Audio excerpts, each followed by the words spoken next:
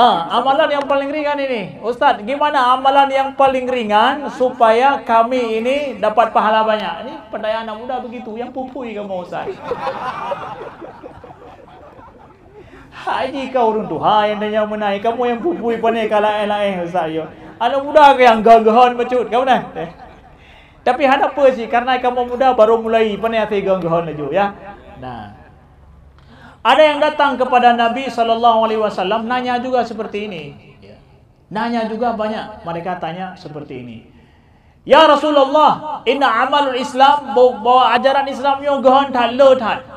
Idon hana lun perlen pegannya. Perlen lun pubut. Ya. Banyak sekali. Nabi jawab apa? Perbanyaklah sujud. Perbanyak sujud. Munya hana depu pegat apa? Pula sujud. Nabi berikan jawaban melihat kondisi yang kamu mampu jaga semayang, pula semayang mentang. Nah, itulah jaga. Kau jaga solat, engkau jaga solat dan perbanyak solat sunnahmu, sujud yang banyak. Ada juga yang datang kepada Nabi, ya, dia tanya kepada Nabi, ya Rasulullah, amalan apa yang paling baik? Nabi katakan apa? La yazalu lisanuka ratban bidzikrillah. Basahilah selalu mulutmu dengan berzikir kepada Allah. Kayaknya hendak depan berzikir kepada Allah. Basah mulut dengan zikir kepada Allah nak berat. Nak berat apa nak?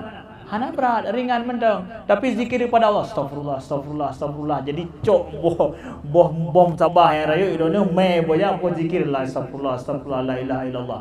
Menan. Kan cuma menan. Tapi apa juga? Jaga lisanmu ini daripada berkata-kata sesuatu yang jauh daripada Allah. Jaga.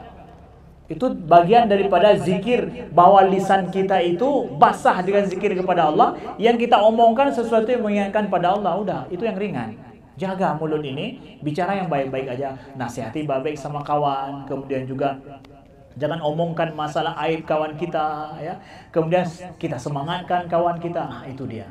Dia itu di antara yang seringan-ringan yang Nabi sendiri yang bilang itu.